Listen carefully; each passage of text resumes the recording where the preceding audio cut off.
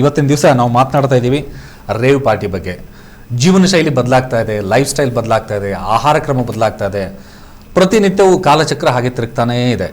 ಕಾಲಚಕ್ರ ನಾವು ಹೇಳ್ತಾ ಇದ್ದೀವಿ, ಯಾವಾಗೋ ಒಂದು 50 ವರ್ಷಗಳ ಹಿಂದಿನ ಕಾಲಚಕ್ರ ಬರ್ತಾ ಇಲ್ಲ. ಈಗ ನಾವು 50 ವರ್ಷ ಮುಂದೆ ಏನಾಗ್ಬೋದು ಅನ್ನೋ ಕಾಲಚಕ್ರದಲ್ಲಿ ನಾವೆಲ್ಲರೂ ಕೂಡ ತೊಡಗಿಸ್ಕೊಂಡಿದ್ದೀವಿ. ಅಂದರೆ ಕಾಲಚಕ್ರದ ಜೊತೆಗೆ ನಮ್ಮ ಜೀವನ ಶೈಲಿಯನ್ನು ಸಹಿತ ಬದಲಾಯಿಸ್ಕೊಂಡು ಬೇಡದೇ ಇರುವಂತಹ ಕೆಲವು ವಿಚಾರಗಳಿಗೆ ಹೋಗಿ ನಮ್ಮ ಒಂದು ಮೋಜು ಮಸ್ತಿಗಾಗಿ ನಮ್ಮ ಆರೋಗ್ಯವನ್ನು ಹಾಳು ಮಾಡಿಕೊಂಡು ಸಮಾಜದ ಹೆಸರನ್ನು ಹಾಳು ಮಾಡ್ಕೊಂಡು ಹೋಗ್ತಾ ಇರುವಂಥ ಒಂದು ಪರಿಸ್ಥಿತಿ ನಿರ್ಮಾಣ ಆಗಿದೆ. ಅದು ಸಣ್ಣ ಪುಟ್ಟ ಪಾರ್ಟಿಯಿಂದ ಹಿಡಿದು ದೊಡ್ಡ ದೊಡ್ಡ ಪಾರ್ಟಿಗಳವರೆಗೂ ಸಹಿತ ಹಾಗೆ ವಿಸ್ತಾರಗೊಂಡು ಹೋಗ್ತಾನೆ ಇದೆ. ಅದು ರೇವ್ ಪಾರ್ಟಿ. ರೇವ್ ಪಾರ್ಟಿ ಬಗ್ಗೆ ಇವತ್ತಿನ ದಿವಸ ನಾವು ಮಾತನಾಡ್ತಾ ಇದ್ದೀವಿ. ಮೊದಲೇದಾಗಿ ಡಾಕ್ಟರ್ BT ರುದ್ರೇಶ್ ಅವ್ರ ಹತ್ರ ನಾನು ಮಾತಾಡಿಸ್ತೀನಿ. ಸರ್, ರೇವ್ ಪಾರ್ಟಿ ಅಂದ ತಕ್ಷಣ ತಾವು ಕೂಡ ಕೇಳಿರ್ತೀರಿ, ಹಲವಾರು ಘಟನೆಗಳು ನಿರಂತರವಾಗಿ ನಡೀತಾ ಇರುತ್ತೆ. ವಿಶೇಷವಾಗಿ ಬೆಂಗಳೂರು ಅಥವಾ ಕರ್ನಾಟಕದ ಹಲವಾರು ಮಹಾನಗರಗಳಲ್ಲಿ ನಡೀತಾ ಇರುತ್ತೆ. ಇದಕ್ಕೆ ಏನಂತಾರೆ, ಪ್ರೇರೇಪಣೆ ಯಾರಿಂದ, ಇದನ್ನು ಕಂಟ್ರೋಲ್ ಮಾಡೋದು ಯಾರಿಂದ ಅಂತ ಹೇಳಿ. ಕಂಟ್ರೋಲ್ ಆ್ಯಕ್ಚುಲಿ ಮಾಡೋದು ನಿಮ್ಮ brain. It's the brain which decides as to what I should become. ಅದು ನಮ್ಮ ಸೈಂಟಿಫಿಕ್ ರಿಸರ್ಚ್ ಪ್ರಕಾರ ಇವ್ರನ್ನೆಲ್ಲ ಈ ಅಡಿಕ್ಟ್ಸ್ ಇರ್ತಾರಲ್ಲ, whether it is drug addicts, alcohol addicts, ನನ್ನಂಥ ಕಾಫಿ ಅಡಿಕ್ಟು, ಇವರೆಲ್ಲರೂ ಒಂದೇ ಥರನೇ. ನಾವೇನು ಬೇರೆ ಬೇರೆ ಅಂತ ಏನು ನೋಡಬೇಕಾಗಿಲ್ಲ. ನನ್ನ ವೈದ್ಯನ ಪ್ರಕಾರ ಬಂದರೆ, ನೀವು ಸಾಮಾಜಿಕವಾಗಿ ನೀವೇನಾದ್ರು ಬೇರೆ ಥರ ನೋಡಿಕೊಂಡ್ರೆ ನೋಡ್ಕೊಳ್ಳಿ. Addiction is an addiction. ಅಡಿಕ್ಷನ್ನು ನಾನಾ ಕಾರಣಗಳಿಂದ ಆಗುತ್ತೆ. ಅದು ನಾನು ಹೇಳ್ದಂಗೆ ಈ ಅಡಿಕ್ಷನ್ ಒಳಗಾದವ್ರದ್ದು ಏನು ಪ್ರಾಬ್ಲಮ್ಮು ಅಂದರೆ, ಅವರು ತಮ್ಮ ಜಡ್ಜ್ಮೆಂಟ್ ಕೆಪಾಸಿಟಿನ ಕಳ್ಕೊಳ್ತಾರೆ. ಜೊತೆಗೆ ಡಿಸಿಷನ್ ಮೇಕಿಂಗ್ ಇದೆಯಲ್ಲ, ಒಳ್ಳೆ ತೀರ್ಮಾನದಲ್ಲಿ ಎಸ್ ಅನ್ನುವಾಗ ನೋ ಅಂತಾರೆ, ನೋ ಅನ್ನುವಾಗ ಎಸ್ ಅಂತಾರೆ. ಅದೊಂದು ಕಷ್ಟ. ಮತ್ತು ಈ ಲರ್ನಿಂಗ್ ಕೆಪಾಸಿಟಿ ಮತ್ತು ಮೆಮೊರಿ ಇದೆರಡೂ ಕೂಡ ಲಾಸ್ ಆಗುತ್ತೆ. ಬಿಹೇವಿಯರ್ ಕಂಟ್ರೋಲ್ ತಪ್ಪೋಗುತ್ತೆ. ನೀವು ಈ ಕುಡುಕರನ್ನ, ಡ್ರಗ್ ಅಡಿಕ್ಟ್ಸನ್ನ, ಅದು ಈ ಥರದ್ದೆಲ್ಲ ಆಗುವಂಥದ್ದಕ್ಕೆ ಬ್ರೈನು ಮುಖ್ಯ ಕಾರಣ ಅಂತ ನಾವು ಕರಿತೀವಿ. ಅದರಲ್ಲೂ ಆಲ್ಕೋಹಾಲು, ಡ್ರಗ್ಸು, LSD ಇವುಗಳಿಗೆ ಅವ್ರದ್ದೇ ಆದ ಕಾರಣಗಳಿರ್ತವೆ. ಹಂಗೆ ನೀವು ನಿಜವಾಗ್ಲೂ ಹೇಳ್ತಾ ಹೋದರೆ, ನೀವು ನೋಡ್ದಂಗೆ ನಾನು ಇದೆಲ್ಲವನ್ನೂ ಕೂಡ ಒಬ್ಬ ಕ್ರಿಮಿನಲ್ ಥರನೋ, ಅವರೆಲ್ಲ ಕ್ರಿಮಿನಲ್ಸ್ ಅಂತನೋ, ಅವರೆಲ್ಲ ದೊಡ್ಡ ಈ ದೇಶಕ್ಕೆ ದೊಡ್ಡ ದ್ರೋಹ ಮಾಡಿಬಿಟ್ರು ಅಂತನೋ, ಅವರೆಲ್ಲ ಸಾಮಾಜಿಕವಾಗಿ ಅವರೆಲ್ಲ ಒಂಥರ ಭಾರ ಅಂತನೋ ನಾನು ಹೇಳೋಕ್ಕೆ ತಯಾರಿಲ್ಲ. ನಾನು ಒಬ್ಬ ವೈದ್ಯನಾಗಿ ಮಾನವೀಯ ಕಳಕಳಿ ಇಟ್ಕೊಂಡು ಮಾನವೀಯ ಘನತೆ ಮೌಲ್ಯಗಳಿಗೆ ಧಕ್ಕೆ ಬರೆದಾಗ ನಡ್ಕೊಳ್ಳಿ ಅಂತ ಹೇಳ್ತೀನಿ. ಈಗ ನಾನು I have seen lot of people who consume alcohol. ಯಾರಿಗೂ ಗೊತ್ತಿಲ್ಲದಂಗೆ ಅವ್ರ ರೂಮಲ್ಲಿ ಒಂದಿಷ್ಟು ತೊಗೊಂಡು ಮಲ್ಕೊಳ್ಳೋರ್ನು ನೋಡಿದ್ದೀವಿ, ಅಡಿಕ್ಟ್ ಆದವ್ರನ್ನೂ ನೋಡಿದ್ದೀವಿ. ಬಟ್ ಅಡಿಕ್ಟ್ ಆದವ್ರದ್ದು ಏನು ಪ್ರಾಬ್ಲಮ್ಮು ಅಂದರೆ, ಬರ್ತಾ 30ಕ್ಕೆ ರೆಡಿ ಆದವನು 60ಕ್ಕೆ ಬಂದುಬಿಡ್ತಾನೆ, 60 ಕೆಲಸ ಮಾಡಲ್ಲ. ಅದರಲ್ಲೂ ಮೇಲ್ಸ್ ಇದಕ್ಕೆ ಜಾಸ್ತಿ ಬೀಳ್ತಾರೆ ಅನ್ನೋದು ಕೇಳಿದ್ದೀನಿ. ಎಲ್ಲದಕ್ಕೂ ಕೂಡ ಮತ್ತು ಅವ್ರನ್ನೆಲ್ಲರನ್ನೂ ಕೇಳಿ ನೀವು, ಡ್ರಗ್ಸ್ ತೊಗೊಳೋರನ್ನ, ಕುಡುಕರನ್ನ, ಸಿಗರೇಟ್ ಸೇದೋರನ್ನ, ನನ್ನಂಥ ಕಾಫಿ ಕುಡಿಯೋರನ್ನ, ನೀವು ಯಾರನ್ನ ಬೇಕಾದ್ರೂ ಕೇಳಿ, ನನಗೆ ಆಸೆ ಇದೆ ಬಿಡಬೇಕು ಅಂತ ಆಗಲ್ಲ ಅಂತ. ನೀವು ಹೇಳ್ದಂಗೆ ಈ ನಡುವೆ ನಾನು ಪೇಪರಲ್ಲಿ ರೇವ್ ಪಾರ್ಟಿಗಳ ಬಗ್ಗೆ, ಬಾಕಿ ಪಾರ್ಟಿಗಳ ಬಗ್ಗೆ ಎಲ್ಲ ಕೇಳಿದ್ದೀನಿ. ನಾನು ಡೆಲ್ಲಿಗೆ ಹೋದಾಗ ಯಾವುದಾದ್ರು 5 ಸ್ಟಾರ್ ಹೋಟ್ಲಲ್ಲಿ ಉಳ್ಕೊಂಡ್ರೆ ಕೆಲವು ಸರಿ ನಿದ್ದೆ ಬರ್ತಾ ಇರಲಿಲ್ಲ. ಏನು ಅಂತ ಕೇಳಿದೆ, 2ರಿಂದ ಆಲ್ಮೋಸ್ಟ್ 1 o'clock ಶುರುವಾಯಿತು ಡೆಲ್ಲಿನಲ್ಲಿ. ನಾನು ಕಂಡು ಕೇಳರಿಯದ ಹೆಣ್ಣುಮಕ್ಕಳು, ಇನ್ನು ಆಲ್ಮೋಸ್ಟ್ ಎಲ್ಲ ಬಿಚ್ಕೊಂಡೇ ಬಂದವರು, ಡೆಲ್ಲಿಯ ಅತ್ಯಂತ ಶ್ರೀಮಂತ ವರ್ಗದವರು ಎಲ್ಲ 5 ಸ್ಟಾರ್ ಹೋಟ್ಲಿಗೆ, ಹಾಸ್ಪಿಟ್ಲಿಗೆ, ಹೋಟ್ಲಿಗೆ ಬಂದಿದ್ದಾರೆ. ಎಲ್ಲ ದೊಡ್ಡ ದೊಡ್ಡ ಗಾಡಿಗಳಲ್ಲಿ ಬಂದಿದ್ದಾರೆ. ಯಾರು ಅಲ್ಲೇನು ಹೆಣ್ತಿರು ಎಲ್ಲ ಏನಿಲ್ವಲ್ಲ, ಯಾರು ತೆಕ್ಕಲ್ಲಿದ್ದಾರೋ ಏನೋ. ನಾನು ನೋಡಿದಾಗ 12:30 ನಾನು ಮಲ್ಕೊಳಕ್ಕೆ ಹೋದೆ. ನಾನು ಫ್ಲೈಟಿಗೆ ಎದ್ದು ಬರಬೇಕಾಗಿತ್ತು. 4 ಗಂಟೆಗೆ ಎದ್ದು ಬರುವಾಗ ಎಲ್ಲ ತೂರಾಡಿಕೊಂಡು ಯಾವಂತ ತೆಕ್ಕಲ್ಲಿ ಯಾರೋ. ಅದೆಲ್ಲ ತಪ್ಪು ಅಂತಲ್ಲ, ತಪ್ಪು ಅಂತ ಹೇಳ್ಬೇಕಾರೆ ನಿಮ್ಮ ಕೈಲಿ ಆಗಲ್ಲ ಅದಕ್ಕೆ ಹಂಗಂತ ಹೇಳ್ತೀರಾ ಅಂತ ಕೇಳ್ದೆ ನನಗೊಬ್ಬ. ಅಲ್ಲೇನೆ ಒಳಗಡೆನೇ ಕೇಳಿದೆ, ನೀವು ಡಾಕ್ಟ್ರ್ ಅಲ್ವಾ, ಇದಕ್ಕೆ ನೀವು ಅದ್ರ ಒಳಗಡೆ ಇದ್ದೀರಿ ಹಿಂಗಂತ ಇರಲಿಲ್ಲ ಅಲ್ವಾ ಅಂದ ನನ್ನ ಫ್ರೆಂಡ್ ಒಬ್ಬ. ಅವನು ಫ್ಲೈಟ್ಗೆ ಹೊರಟಿದ್ದ. ಅದು ದಟ್ ಪಾರ್ಟ್. ಎಲ್ಲಿವರೆಗೆ ನಿಮ್ಮ ಯಾವುದೇ ಅಭ್ಯಾಸಗಳು ವೈಯಕ್ತಿಕ ತೊಂದರೆಗೆ, ಸಾಮಾಜಿಕ ತೊಂದರೆಗೆ, ಕೌಟುಂಬಿಕ ತೊಂದರೆಗಳನ್ನು ಕೊಡುವುದಿಲ್ಲವೋ ಅಂಥದ್ದನ್ನು ನೀವೇನು ಬೇಕಾದರೂ ಮಾಡ್ಕೊಳ್ಳಿ. ಆದರೆ ನಮ್ಮ ಕಣ್ಣಿಗೆ ಕಾಣೋಂಗೆ ನೀವು ಇವತ್ತಿಂದು ಹೇಳಿದ್ದು ರೇವ್ ಪಾರ್ಟಿ ಅಂತ, ಅದು ಎಲೆಕ್ಟ್ರಾನಿಕ್ ಮ್ಯೂಸಿಕ್ ಹಾಕ್ಕೊಳ್ತಾರೆ, ಅದನ್ನೇ ತಿರುಗಿ ಹಾಕ್ತಾರೆ, ಎಲ್ಲ ಎಲ್ಲಿ ಉದುರೋಗ್ಬಿಡ್ತಾವೋ ಅಂತ ಡ್ಯಾನ್ಸ್ ಹಂಗೆ ಮಾಡ್ತಾ ಇರ್ತಾರೆ. ಅದೇನು ಅದು ನಾನು ನೋಡಿದ್ದೀನಿ ಕೆಲವೆಲ್ಲ, ಅದು ಅದ್ಭುತ. ಆದರೆ ತಪ್ಪು ಸರಿ ಅನ್ನೋದ್ರ ಬಗ್ಗೆ ಯಾರು ನಿರ್ಧಾರ ಮಾಡಬೇಕು? Where are the role models? Are there any role models in this society? ಯಾರನ್ನ ತಗೊಳ್ಳೋಣ ಇವತ್ತು? ಎಲ್ಲಿ ಒಬ್ಬರನ್ನ ತೋರಿಸಿ ನೀವು ಈ ಸಮಾಜವನ್ನು ಲೀಡ್ ಮಾಡಬೇಕಾದವರು. ಅದನ್ನು ಬಹುಶಃ ನಮ್ಮ ಪ್ರಶಾಂತ್ ಹೇಳ್ತಾರೆ ಅಂತ ಅಂದ್ಕೊಳ್ತೀನಿ. ನನ್ನ ಕಣ್ಣಿಗೆ ಈಗ ಇಂಥವನೊಬ್ಬ ರೋಲ್ ಮಾಡಲು, ಇಂಥ ನಟ ರೋಲ್ ಮಾಡಲು, ಇಂಥ ಸ್ವಾಮಿ ರೋಲ್ ಮಾಡಲು, ಇಂಥ ರಾಜಕಾರಣಿ ರೋಲ್ ಮಾಡಲು, ಇಂಥ ಸಾಮಾಜಿಕ ರೋಲ್ ಮಾಡಲು ಅನ್ನೋವಂಥವ್ರು ಸಮಾಜದ ಮುಂದೆ ಬಹಳ ಕಮ್ಮಿ ಆಗ್ತಾ ಇದ್ದಾರೆ. ಆ ಡೆಲ್ಲಿ ನಾನು ಆಗಲೆಲ್ಲ ಹೋಗ್ತಾ ಇರ್ತೀನಿ, ಚೋರ್ ಲೋಗ್ ಜಲ್ದಿ ಇಕ್ಕಟ್ಟೆ ಹೋತೆ ಅಂತ. ಕಳ್ಳರು ಭಾಳ ಜಲ್ದಿ ಒಂದಾಗ್ತಾರೆ, ಈ ಒಳ್ಳೆಯವ್ರು ಒಂದಾಗಲ್ಲ, ಅದು ಬಂದಿರೋ ಪ್ರಾಬ್ಲಮ್ಮು. ಹಂಗಾರೆ ಅಲ್ಲಿ ಹೋದರೆಲ್ಲ ಕಳ್ಳರು ಅಂತಲ್ಲ, ಎಲ್ಲ ಆಸೆಗಳು ಇಟ್ಕೊಂಡಿರೋರು, ಎಲ್ಲ ಅವ್ರವ್ರಿಗೂ ಹೆಂಡತಿ ಮಕ್ಳು ಇರೋರು, ಕದ್ದು 2 ಲಕ್ಷ ಕೊಟ್ಟು ಹೋಗುವಂಥವ್ರು. ಅಲ್ಲಿ ಆ ಹೈ ಸೊಸೈಟಿನಲ್ಲಿ ಎಲ್ಲವೂ ನಡೆಯುತ್ತೆ. ಅನೈಸರ್ಗಿಕವಾಗಿ ನಡಿಬೇಕಾದ್ದು ನಡೆಯುತ್ತೆ. ಯಾವುದು ನೈತಿಕ ಅಲ್ಲ ಅಂತ ಹೇಳ್ತೀವೋ ಎಲ್ಲವೂ ಅನೈತಿಕವೇ ನಡೆಯುತ್ತೆ ಅಲ್ಲಿ. ಅದು ತಪ್ಪು ಅಂತ ಹೇಳೋದು. ಎಲ್ಲವೂ ಕೂಡ ನೈತಿಕತೆಯ ತಳಹದಿ ಮೇಲೆ ಸಮಾಜಕ್ಕೆ ತೊಂದರೆ ಆಗದೆ ಇದ್ದರೆ ನಡಿಬೇಕು. ನಡೆದ್ರೆ ನಮ್ಮದೇನು ಅಭ್ಯಂತರ ಇಲ್ಲ. ಓಕೆ ಅಂದರೆ ತಾವು ಒಬ್ಬ ವೈದ್ಯರಾಗಿ, ಹೋಮಿಯೋಪತಿ ವೈದ್ಯರು, ಜೊತೆಗೆ ವೈದ್ಯಕೀಯವಾಗಿ ಮನುಷ್ಯನಲ್ಲಿ ತೆಗೆದುಕೊಳ್ಳುವಂಥ ಒಂದಿಷ್ಟು ಅಮಲು, ಅದೇನು ನಶೆ ಅಂತ ನಾನು ಹೇಳ್ತೀವಿ, ಅದರ ಬಗ್ಗೆ ಇನ್ನೂ ಮಾಹಿತಿಯನ್ನು ತಿಳ್ಕೊತೀವಿ. ಜೊತೆಗೆ ಜೀವನ ಶೈಲಿ ಬಗ್ಗೆ ನಾವು ಮಾತಾಡೋದೈತಾರೆ. ತಾವು ಕೂಡ ಸಾಕಷ್ಟು ಹೋರಾಟದಲ್ಲಿ ಮುಂದುವರೆದಿರ್ತೀರ, ಜೊತೆಗೆ ಹೋರಾಟಗಳಲ್ಲಿ ಪಾಲ್ಗೊಂಡಿರ್ತೀರಿ. ಇವತ್ತಿನ ದಿವಸ ನಮ್ಮ ಹೋರಾಟ ಏನಂದರೆ ಜೋರು ಧ್ವನಿಯಲ್ಲಿ ಮಾತಾಡಿಕೊಂಡು ಹೋರಾಟ ಅಲ್ಲ. ನಮ್ಮದು ಏನಂತಾರೆ ಒಂದು ಆರೋಗ್ಯಯುತವಾಗಿರುವಂಥ ಒಂದು ಕಾರ್ಯಕ್ರಮ. ಸೊ ಅದಕ್ಕೆ ನಾನು ಕೇಳೋದೇನಂತಾರೆ, ಪ್ರಶಾಂತ್ ಸಮರ್ಗಿ ಸರ್, ಇಂಥ ಒಂದು ರೇವ್ ಪಾರ್ಟಿ ಅಥವಾ ಇಂಥ ಹಲವಾರು ತಾವು ನೋಡಿದಿರಿ ಬೆಂಗಳೂರಲ್ಲಿ, ತಾವು ಮೂಲತಃ ಬೇರೆ ಬೇರೆ ಹಲವಾರು ರಾಜ್ಯಗಳಲ್ಲಿ ಕೂಡ ತಾವು ನೋಡಿರ್ತೀರಿ. ಇತ್ತೀಚಿನ ದಿನಗಳಲ್ಲಿ ನಾವು ನೋಡಿದ್ರೆ ಆಂಧ್ರದಿಂದ ಇರ್ಬೋದು, ತೆಲಂಗಾಣ ಅಥವಾ ಕರ್ನಾಟಕದ ಬೆಂಗಳೂರು ಸದ ಸಾಕಷ್ಟು ಬೆಳವಣಿಗೆಗಳನ್ನು ನಾವು ನೋಡ್ತಾ ಇದ್ದೀವಿ. ಹೆಚ್ಚಿನ ಪ್ರೇರಣೆ ಇದಕ್ಕೆ ಆಗ್ತಿದ್ದಾರೆ, ಅಂದರೆ ಅಡಿಕ್ಟ್ ಆಗ್ತಿದ್ದಾರೆ. ತಮ್ಮ ಪ್ರಕಾರ ಏನು ಕಾರಣ ಇರ್ಬೋದು? ಯಾಕಂದರೆ ನಾವು ಇದನ್ನು ಹೇಳ್ತಾ ಇದ್ದೀವಿ, ಸಿರಿವಂತರು ಶ್ರೀಮಂತರಿಗೆ ಮಾತ್ರ ಇದನ್ನು ರೇವ್ ಪಾರ್ಟಿ ಅನ್ನೋದೊಂದು ಐಷಾರಾಮಿ ಆಗಿರುವಂಥ ಒಂದು ಪಾರ್ಟಿ ಮಾಹೋಲ್ ಇರುತ್ತೆ ಅಂಥೇಳಿ ತಾವೇನು ಹೇಳ್ತೀರಿ? ನೋಡಿ, ಮೊದಲನೇದಾಗಿ ಕರ್ನಾಟಕಕ್ಕೆ ಡ್ರಗ್ ಅಂದರೆ ಏನು, ರೇವ್ ಪಾರ್ಟಿ ಅಂದರೆ ಏನು ಅನ್ನೋದನ್ನು ನಾವು ಆಗಸ್ಟ್ 2020 ನಾವೇನು ಹೆಚ್ಚಾಗಿ ಪಾಪ್ಯುಲರಾಗಿ ಕರಿತೀವಿ, ಕರ್ನಾಟಕ ಡ್ರಗ್ ಸ್ಕ್ಯಾಂಡಲ್ ಎಕ್ಸ್ಪೋಸೆ, ನಟ ನಟಿಯರು, ಗಾಯಕರು, ಪೋಷಕ ನಟರು ಎಲ್ಲರನ್ನ NCB ಅವರು ರೇಡ್ ಮಾಡಿದಾಗ 2,000 ಕಲಾವಿದರು, ಪೋಷಕರು, ನಟರು ಎಲ್ಲ ಸಿಕ್ಕಾಕೊಂಡಾಗ ನಾವು ಅವಾಗ ಹೆಚ್ಚಾಗಿ ಲೈಮ್ ಲೈಟಿಗೆ ಬಂದು ನಮ್ಮ ಕಂಪ್ಲೇಂಟ್ ಇತ್ತು. ಆ ಕಂಪ್ಲೇಂಟ್ ಮೇಲೆ ಆದ ಒಂದು ಇತಿಹಾಸನೇ ಅದು. ನಾವು ಸಮಾಜಕ್ಕೆ ನಮ್ಮ ಕೊಡುಗೆ, ಇದ್ರ ಬಗ್ಗೆ ದುಷ್ಟದ ಶಕ್ತಿಗಳ ಬಗ್ಗೆ ಒಂದು ಹೋರಾಟ. ಆವಾಗ ಜನರಿಗೆ, ಕರ್ನಾಟಕದ ಜನತೆಗೆ ಈ ಡ್ರಗ್ಸ್ ಅಂದ್ರೇನು, ಪಾರ್ಟಿ ಅಂದ್ರೇನು, ಮೋಜ್ ಅಂದ್ರೇನು, ಮಸ್ತಿ ಅಂದ್ರೇನು ಅಂತ ಗೊತ್ತಾಗಿದ್ದು. ಇವತ್ತು ನಾನು ಆಯುಷ್ ಟಿವಿಗೆ ಬಂದಿರೋ ಉದ್ದೇಶ ಮತ್ತು ಮುಖ್ಯ ಕಾರಣ, ನನ್ನ ಸೇವೆ ಜನರ ಮುಖಾಂತರ, ಈ ಚಾನೆಲ್ ಮುಖಾಂತರ ಹೋಗಿ ತಮ್ಮ ಪೋಷಕರು ಯಾರು ನೋಡ್ತಾ ಇದ್ದಾರೆ, ತಮ್ಮ ಮಕ್ಕಳನ್ನ ಅಥವಾ ತಮ್ಮ ಸಂಬಂಧಿಗಳನ್ನ, ಯುವಕರನ್ನ ಈ ನಶೆಯಿಂದ ಮುಕ್ತ ಮಾಡೋದು ಹೇಗೆ ಅಥವಾ ನಶೆಯಿಂದ ದೂರ ಇಡೋದು ಹೇಗೆ, ನಿಮ್ದೊಂದು ಮಾಧ್ಯಮ ಇದೆ, ಅದಕ್ಕೆ ನಾನು ನಿಮ್ಮ ಚಿರಋಣಿಯಾಗಿದ್ದೇನೆ. ಈ ಚಾನೆಲ್ ಮುಖಾಂತರ ನನ್ನೊಂದು ಸೇವೆ ಜನರಿಗೆ ತಲುಪಲಿ ಅಂತ. ರುದ್ರೇಶ್ ಸರ್ ಹೇಳ್ತಾ ಇದ್ರು, ಡಾಕ್ಟರ್ ಸರ್, ಆಗ ನಮ್ಮ ದೇವತೆ ಕಾಲದಲ್ಲೂ ಇತ್ತು ರಸ, ಆಮ್ಲ ರಸ, ಇದು ಒಂದು ಅಗ್ರಿ ಆನ್ ದಟ್ ಪಾಯಿಂಟ್. ಮಂಥನ ಆದಾಗ, ಸಮುದ್ರ ಮಂಥನ ಆದಾಗ್ಲೇ ವಿಷ ಬಂದಿತ್ತು, ನೆಕ್ಟ್ ಇದು ಬಂದಿತ್ತು, ಅದೆಲ್ಲ ಕತೆ ಇದೆ. ಆದರೆ ಈಗ 2020ಯಲ್ಲಿ ನಾವು ಕೆಮಿಕಲ್ ಡ್ರಗ್ಸ್ ಅನ್ನು ನೋಡ್ತಾ ಇದ್ದೇವೆ. ಈ chemical drugs man made drugs ಆಗಿರುತ್ತೆ ಅಥವಾ man made chemical manufactured drugs ಆಗಿರುತ್ತೆ. ಹೆಚ್ಚಾಗಿ ರೇವ್ ಪಾರ್ಟಿಯಲ್ಲಿ ಯೂಸ್ ಮಾಡೋದನ್ನ ನಾವು ಕ್ಲಬ್ ಡ್ರಗ್ಸ್ ಅಂತ ಕರೀತೇವೆ. ಕ್ಲಬ್ ಡ್ರಗ್ಸ್ ಅಲ್ಲಿ ಅನೇಕ ಡ್ರಗ್ಸ್ಗಳಿವೆ. ಹೆಚ್ಚಾಗಿ ನಾನು ಅದನ್ನು ಹೇಳಿ ಜನರಿಗೆ ನಾನು ಎಜುಕೇಟ್ ಮಾಡೋದಕ್ಕಿಂತ ಜನರು ಇದರಿಂದ ಹೇಗೆ ದೂರ ಇರಬೇಕು, ಇದರಿಂದ ಆಗುವ ಅನಾಹುತಗಳು from a social point of view ಮತ್ತು ಸಾಮಾಜಿಕ ಪಾಯಿಂಟ್ ಆಫ್ ವ್ಯೂ ಅಲ್ಲಿ ನಾನು ಅದನ್ನು ಎಕ್ಸ್ಪ್ಲೇನ್ ಮಾಡಬೇಕು ಅಂತ ಇದ್ದೀನಿ. ಡ್ರಗ್ ಅನ್ನೋದು ಒಂದು ದೇಶದ್ರೋಹದ ಕೆಲಸ. ಭಾರತದಲ್ಲಿ ಯಾವುದೇ ಥರದ ಡ್ರಗ್ ಮ್ಯಾನುಫ್ಯಾಕ್ಚರ್ ಆಗೋದಿಲ್ಲ. ಈ ಕ್ಲಬ್ ಡ್ರಗ್ಸ್ ಅಂತ ನಾವೇನು ಕರಿತೇವೆ, LSD ಆಗಿರ್ಬೋದು, ಕೊಕೇನ್ ಆಗಿರ್ಬೋದು, ಸಿರಿಂಜ್ ಬೇಸ್ಡ್ ಡ್ರಗ್ಸ್ ಆಗಿರ್ಬೋದು, ಭಾರತದ ಯಾವುದೇ ಮೂಲೆಯಲ್ಲೂ ಮ್ಯಾನುಫ್ಯಾಕ್ಚರ್ ಆಗಲ್ಲ. ಇದೆಲ್ಲ ಹೊರ ದೇಶದಿಂದ ಬರೋದು. ಹೆಚ್ಚಾಗಿ ನಮ್ಮ ಶತ್ರು ರಾಷ್ಟ್ರ ಆಗಿರ್ತಕ್ಕಂಥ ಪಾಕಿಸ್ತಾನದಿಂದ ನಮಗೆ ಸರಬರಾಜಾಗುತ್ತೆ.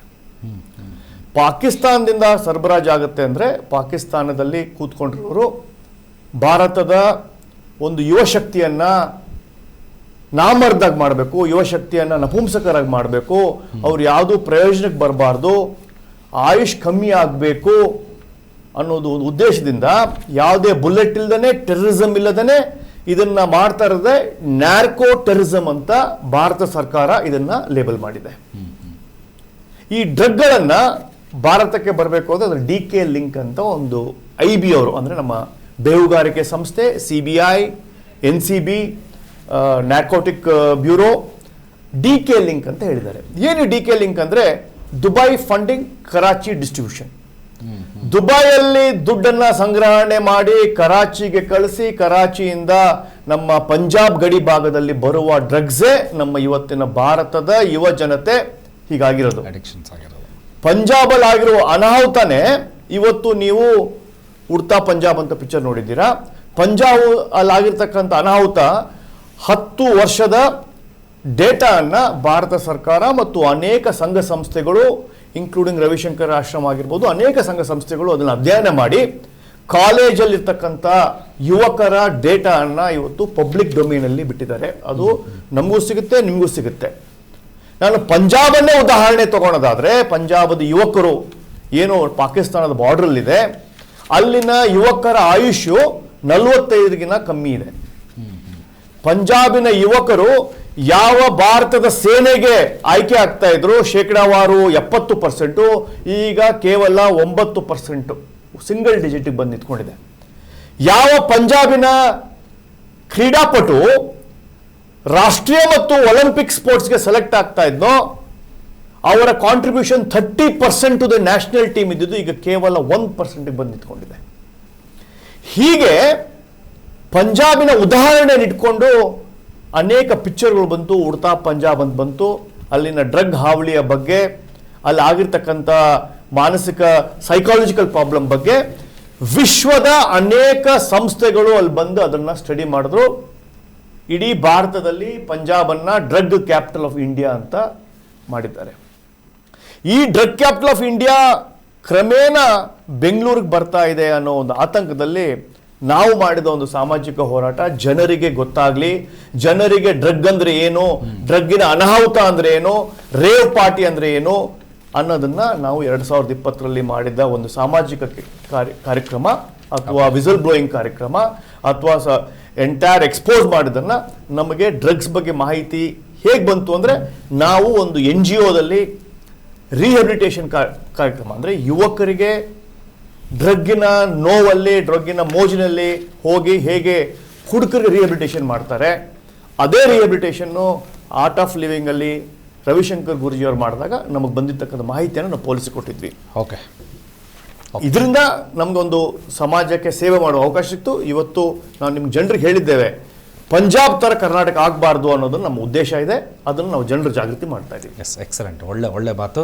ಹಾಗೆ ಇದ್ರ ಕುರಿತಾದಂಥ ಪಂಜಾಬ್ ಅಂತೆ ಕರ್ನಾಟಕ ಕೂಡ ಆಗಬಾರ್ದು ಅಂತಂದರೆ ಇದಕ್ಕೆ ಕಠಿಣವಾಗಿರುವಂಥ ಕಾನೂನು ಕ್ರಮಗಳನ್ನು ಕೂಡ ಇದಕ್ಕೆ ತೆಗೆದುಕೊಳ್ಬೇಕು. ಜೊತೆಗೆ ಕೆಲವೊಂದು ಸರಿ ಎಷ್ಟೇ ಕಾನೂನಿನ ಚೌಕಟ್ಟಿನಲ್ಲಿ ಒಂದು ಹದ್ದಿನ ಕಣ್ಣು ಇಟ್ಟರೂ ಸಹಿತ ಬೇರೆ ದಾರಿಯನ್ನು ಹುಡುಕಿಕೊಂಡು ಹೋಗಿ ಇಂಥ ಕೃತ್ಯಗಳನ್ನು ಮಾಡ್ತಾನೆ ಇರ್ತಾರೆ. ಬಹುಶಃ ಅದನ್ನು ಆ ಮನಸ್ಥಿತಿ, ಆ ಬುದ್ಧಿ ಆ ಭಗವಂತನಿಗೆ ಕೊಡಬೇಕು ಅಂತ ನನಗನ್ಸುತ್ತೆ. ರೇವ್ ಪಾರ್ಟಿ ಬಗ್ಗೆ ಕುರಿತಾದಂಥ ಒಂದಿಷ್ಟು ಮಾಹಿತಿಯನ್ನು ನಾವು ಕೂಡ ಕೊಡೋದಕ್ಕೆ ಒಂದು ಪ್ರಯತ್ನವನ್ನು ಮಾಡ್ತಾ ಇದ್ದೀವಿ. ನೋಡೋಣ. ನಾವು ಕೂಡ ಮಾತಾಡ್ತಾ ಇದ್ದೀವಿ, ತಾವು ಕೂಡ ಕೇಳಿರ್ತೀರಿ ರೇವ್ ಪಾರ್ಟಿ ಅಂದರೆ ಏನು ಅಂಥೇಳಿ. ಇದರ ಆಳವಾಗಿ ಒಂದು ಸ್ವಲ್ಪ ವಿಷಯಗಳನ್ನು ತಮ್ಮ ಜೊತೆ ಹಂಚ್ಕೊಳ್ಳೋದಕ್ಕೆ ಇಷ್ಟಪಡ್ತೀನಿ. ಇದೊಂದು ಈಗಾಗಲೇ ನಾವು ಮಾತನಾಡ್ತಾ ಇದ್ದೀವಿ, ಆಲ್ಕೋಹಾಲ್, ಲೈಂಗಿಕತೆ, ನೃತ್ಯ ಮತ್ತು ಸಂಗೀತವನ್ನು ಒಳಗೊಂಡಿರುವಂತಹ ಭೂಗತ ಪಾರ್ಟಿಯೇ ಇದೊಂದು ರೇವ್ ಪಾರ್ಟಿ ಅಂಥೇಳಿ. ಪಾರ್ಟಿ ಸಾಮಾನ್ಯವಾಗಿ ಮುಸ್ಸಂಜೆ ಅಥವಾ ನಂತರ ಆರಂಭವಾಗುತ್ತದೆ. ಮಿಡ್ ನೈಟ್ನಲ್ಲಿ ಶುರುವಾಗಿ ಬೆಳಗ್ಗೆವರೆಗೂ ಸಹಿತ ಇದು ಪಾರ್ಟಿ ನಡೀತಾ ಇರುತ್ತೆ ಅಂತ ಹೇಳ್ತಾರೆ. ಹಾಗೆ ನೆಕ್ಸ್ಟ್ ಯಾವ್ಯಾವ ಸ್ಥಳದಲ್ಲಿ ಈ ರೇವ್ ಪಾರ್ಟಿ ನಡೆಯುತ್ತದೆ ಅನ್ನೋದು ನೋಡೋದಾಯ್ತು ಅಂದರೆ, ದೊಡ್ಡ ದೊಡ್ಡ ಹೋಟೆಲ್ಗಳಲ್ಲಿ, ಪಬ್ಗಳಲ್ಲಿ, ಫಾರ್ಮ್ ಹೌಸ್, ರೆಸಾರ್ಟ್. ಈಗಾಗಲೇ ನಾವು ಎಲ್ಲ ಚಾನಲ್ಸ್ಗಳಲ್ಲೂ ಕೂಡ ನೋಡಿದ್ವಿ. ಇತ್ತೀಚೆಗಷ್ಟೇ ಬೆಂಗಳೂರಲ್ಲೂ ಕೂಡ ಒಂದು ರೇವ್ ಪಾರ್ಟಿ ಆಯಿತು. ಅದಾದ ನಂತರ ರೇವ್ ಪಾರ್ಟಿಗೆ ಪರ್ಮಿಷನ್ ಇದೆಯಾ ಅಂತ ಅನ್ನೋದಾದರೆ ಪರ್ಮಿಷನ್ ತೆಗೆದುಕೊಳ್ಳಬೇಕು. ಅದನ್ನು ಪೊಲೀಸ್ ಕಮಿಷನರ್ ಅಥವಾ ಆಯಾ ವಿಭಾಗದ DCP ಮತ್ತು ACP ಮತ್ತು ಇನ್ಸ್ಪೆಕ್ಟರ್ಗಳ ಅನುಮತಿಯನ್ನು ಪಡೆದುಕೊಳ್ಬೇಕು. ಅದರ ಮುಂದೆ ಏನಾಗುತ್ತೆ ಅಂತಂದರೆ, ನೆಕ್ಸ್ಟ್ ರೇವ್ ಪಾರ್ಟಿ ಮಾಡುವಂಥ ಸಮಯ, ರೇವ್ ಪಾರ್ಟಿ ಮಾಡಲು ಸಂಜೆ 7 ಗಂಟೆಯಿಂದ ರಾತ್ರಿ 1 ಗಂಟೆವರೆಗೂ ಮಾತ್ರ ಪರ್ಮಿಷನ್ ಇರುತ್ತಂತೆ. ಇಲ್ಲಿ ಯಾವುದೇ ರೀತಿಯ ಮಾದಕ ಸೇವನೆಯನ್ನು ಮಾತ್ರ ಬಳಸುವಂತಿಲ್ಲ. ಪಾರ್ಟಿ ಥರ ಇರಬೇಕು. ಅದರಲ್ಲಿ ಯಾವುದೇ ರೀತಿಯ ಮಾದಕ ವ್ಯಸನಗಳಾಗಿ ಅಥವಾ ಮಾದಕ ವಸ್ತುಗಳನ್ನು ನಾವು ಬಳಸಿದರೆ ಅದು ಕಾನೂನು ಬಾಹಿರವಾಗಿ ಇರುತ್ತೆ. ಮಾದಕ ಸೇವನೆ ಅಂದರೆ ಡ್ರಗ್ಸ್, ಗಾಂಜಾ, ಅಫೀಮು, MDMA ಮಾತ್ರೆಗಳನ್ನು ಬಳಸುವಂತಿಲ್ಲ. ಕೇವಲ ಪಾರ್ಟಿ ಮಾಡೋದಕ್ಕೆ ಮಾತ್ರ ಇಲ್ಲಿ ಅವಕಾಶ ಇರುತ್ತೆ ಅಂಥೇಳಿ ಈಗಾಗಲೇ ಇವರು ಹೇಳ್ತಿದ್ದಾರೆ. ರೇವ್ ಪಾರ್ಟಿ ಮಾಡಿದರೆ ಶಿಕ್ಷೆ ಆಗುತ್ತಾ? ಖಂಡಿತವಾಗಿಯೂ. ಪಾರ್ಟಿಯಲ್ಲಿ ಮಾದಕ ವಸ್ತುಗಳನ್ನು ಬಳಸಿದರೆ ಅದು ಮೆಡಿಕಲ್ ಚೆಕಪ್ನಲ್ಲಿ ಪ್ರೂವ್ ಆದರೆ NDPS ಆ್ಯಕ್ಟ್ ಅಡಿಯಲ್ಲಿ ಇದರ ಕುರಿತಾಗಿ ಕೇಸ್ ದಾಖಲಾಗುತ್ತೆ. ಆ ದಾಖಲು ಬಗ್ಗೆ ಜೊತೆಗೆ ಕೇಸ್ ಬಗ್ಗೆ ಪ್ರಶಾಂತ್ ಸಬ್ಬರ್ಗಿ ಅವ್ರ ಕಡೆಯಿಂದ ಹೆಚ್ಚಿನ ಮಾಹಿತಿಯನ್ನು ನಾನು ಪಡೆದುಕೊಳ್ತೀನಿ. NDPS ಆ್ಯಕ್ಟ್ ಅಂದರೆ ಏನು ಅಂತ ಅನ್ನೋದನ್ನು ಮತ್ತು ಇದು ಯಾವಾಗ ಯೂಸ್ ಮಾಡ್ತಾರೆ ಅದರ ಸಂಪೂರ್ಣ ಮಾಹಿತಿ ಪ್ರಶಾಂತ್ ಸಬ್ಬರ್ಗಿ ಅವರು ನೀಡ್ತಾರೆ. ಅದಂತರ ನೆಕ್ಸ್ಟ್ ನೋಡೋಣ ನಾವು. JJ ಆ್ಯಕ್ಟ್ 18 ವರ್ಷಕ್ಕಿಂತ ಕಡಿಮೆ ವಯಸ್ಸಿನ ಮಕ್ಕಳು ರೇವ್ ಪಾರ್ಟಿಯಲ್ಲಿ ಭಾಗಿಯಾಗಿದ್ದರೆ ಅಂಥವರ ಮೇಲೆ ಈ ಆ್ಯಕ್ಟನ್ನು ಬಳಸಿ ಕೇಸ್ ಇದರಲ್ಲಿ ದಾಖಲನ್ನು ಮಾಡಬಹುದು. ನೆಕ್ಸ್ಟ್, ಹಾಗೆ ರೇವ್ ಪಾರ್ಟಿ ಮಾಡುವಾಗ ಜಗಳ, ಗುದ್ದಾಟಗಳು, ಕೊಲೆಗಳು ಸಂಭವಿಸಬಹುದು, ಕಾನೂನು ಸುವ್ಯವಸ್ಥೆ ಹಾಳಾಗುತ್ತೆ. ನಾರ್ಮಲಿ ಏನಂತಾರೆ, ಹಲವಾರು ಪ್ರಕರಣಗಳಲ್ಲಿ ನಾವು ನೋಡಿರ್ತೀವಿ, ಬಾರ್ಗಳಲ್ಲಿ ಹೋಗಿ ಗೆಳೆಯರೊಂದಿಗೆ ಸಿಬ್ಬಂದಿಗಳೊಂದಿಗೆ ಹೋಗಿ ಪಾರ್ಟಿಗಳನ್ನು ಮಾಡ್ತಾರೆ. ಸಣ್ಣ ಪುಟ್ಟ ವಿಚಾರಕ್ಕೆ ನಶೆ ಏರಿದಾಗ ಜಗಳಗಳಾಗುತ್ತೆ. ಅದು ಸಣ್ಣ ಪುಟ್ಟ ಒಂದು 100 ರೂಪಾಯಿ 50 ರೂಪಾಯಿ ಸಲಾಗಿ ಕೊಲೆಗಳಾಗಿರುವಂಥ ಘಟನೆಗಳು ನಾವು ಸಾಕಷ್ಟು ನೋಡಿದ್ದೀವಿ. ಇಂಥ ಘಟನೆಗಳು ಸಣ್ಣ ಪುಟ್ಟ ಬಾರ್ಗಳಲ್ಲಿ ಅಥವಾ ಶಾಪ್ಸ್ಗಳಲ್ಲಿ ಆಗ್ತಿರ್ಬೇಕಾದ್ರೆ ಇನ್ನು ಮೋಜು ಮಸ್ತಿ ಡ್ರಗ್ಸ್ ಅಡಿಕ್ಷನ್ಸಲ್ಲಿ ತೆಗೆದುಕೊಂಡಾಗ ಆಗುವಂಥ ಘಟನೆಗಳು ಯಾವ ಮಟ್ಟಕ್ಕೆ ಇರ್ಬೋದು ಅನ್ನೋದನ್ನು ನಾವು ಊಹೆ ಮಾಡ್ಕೊಳ್ಬೋದು. ಹಾಗೆ ನೆಕ್ಸ್ಟ್ ಇನ್ನೊಂದು ಮಾಹಿತಿ ಇದೆ, ಅದು ರೇವ್ ಪಾರ್ಟಿ ಮಾಡುವವರು ಯಾರು. ಇದರಲ್ಲಿ ನಾವು ಉದಾಹರಣೆಗಳೆಲ್ಲ ನೋಡ್ತಾ ಇದ್ದೀವಿ. ಹೆಚ್ಚಾಗಿ ನಟ ನಟಿಯರು, ರಾಜಕಾರಣಿಗಳು, ಸೆಲೆಬ್ರಿಟಿಗಳೇ ಕೂಡ ಹೆಚ್ಚಾಗಿ ನಾವು ಅದರಲ್ಲಿ ಕಂಡು ಬಂದಿದ್ದೀವಿ, ನೋಡಿದ್ದೀವಿ. ಬೆಂಗಳೂರಲ್ಲಿ ಇಲ್ಲಿವರೆಗೂ ಸಹಿತ ಒಟ್ಟು 5 ರಿಂದ 6 ಹೈ ಪ್ರೊಫೈಲ್ ಕೇಸ್ಗಳು ದಾಖಲಾಗಿವೆ. ಇದರಲ್ಲಿ 2000ಕ್ಕಿಂತ ಹೆಚ್ಚಿನ ಕೇಸ್ಗಳ ಬಗ್ಗೆ ಪ್ರಶಾಂತ್ ಸಬ್ಬರ್ಗಿ ಅವರು ಈಗಾಗಲೇ ಅದರ ಮಾಹಿತಿಯನ್ನು ನೀಡಿದ್ದಾರೆ. ಹಾಗೆ ನೆಕ್ಸ್ಟ್ ನಾವು ನೋಡೋದಾಯಿತು ಅಂತಂದರೆ, ಈಗ ರೇವ್ ಪಾರ್ಟಿಗಳ ಬಗ್ಗೆ ರುದ್ರೇಶ್ ಸರ್, ಈಗ ವ್ಯಸನಿಗಳಾಗ್ತಾರೆ, ಅಡಿಕ್ಷನ್ಸ್ ಆಗ್ತಾರೆ. ತಾವು ಹೇಳ್ತಾ ಇದ್ರೆ ಕುಡಿತದಲ್ಲಿ ವ್ಯಸನಿಗಳಾಗ್ತಾರೆ, ಅದ ನಂತರ ಧೂಮ್ರಪಾನ, ಮದ್ಯಪಾನ ಇವೆಲ್ಲರೂ ಸಹಿತ ಆಗ್ತಿರ್ತಾರೆ. ಈ ಡ್ರಗ್ಸ್ ಅನ್ನೋದು ಯಾಕೆ ಕಂಪೇರ್ ಮಾಡಿದರೆ ಬಾಡಿಗೆ ಅಥವಾ ನಮ್ಮ ಮಾನಸಿಕ ವ್ಯವಸ್ಥೆಗೆ ಯಾಕೆ ಅಷ್ಟೊಂದು ಡೇಂಜರ್ ಅಂತ ತಾವು ಹೇಳ್ಬೋದು? ನಿಮ್ಮ ಎಲ್ಲ ರೆಸೆಪ್ಟಾರ್ಸು ಬರ್ತಾ ಬರ್ತಾ ವೀಕ್ ಆಗ್ತಾ ಹೋಗುತ್ತೆ. ಓಕೆ, ನೀವು 30 ವರ್ಷಕ್ಕೇ 60 ವರ್ಷದ ಮುದುಕರಾಡ್ದಂಗೆ ಆಡ್ತೀರಿ. ಕೈ ಹಿಡ್ಕೊಂಡ್ರೆ ಕೈ ನಿಂತ್ಕೊಳಲ್ಲ. ಪಾತ್ವೆ ಇದೆಯಲ್ಲ, ನ್ಯೂರೋಮೋಟಾರ್ಸ್ ಪಾತ್ವೆ, ಅದು ಬರ್ತಾ ಬರ್ತಾ ಅದ್ರ ಕೆಪಾಸಿಟಿ ಕಮ್ಮಿ ಆಗುತ್ತೆ. ಓಕೆ, ಈಗ ನೀವು ನಿಮ್ಮ ಕಾರ್ನ ಒಂದು ಸ್ವಲ್ಪ ನೀಟಾಗಿ ಒರೆಸ್ಬಿಟ್ಟು ಒಳಗಡೆ ಇಟ್ಟು 2 ವರ್ಷ ಹಂಗೆ ಮಾಡಿ ಹೊರಗಡೆ ತಂದರೆ ಫ್ರೆಶ್ ಆಗಿರುತ್ತೆ.